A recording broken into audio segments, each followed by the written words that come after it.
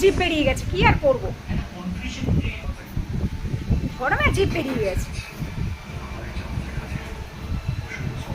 এবার দেখছি ঝড় দিদি একটু ফ্রিজ থেকে জল বের করে দিল, তাই একটু আমি খাচ্ছি।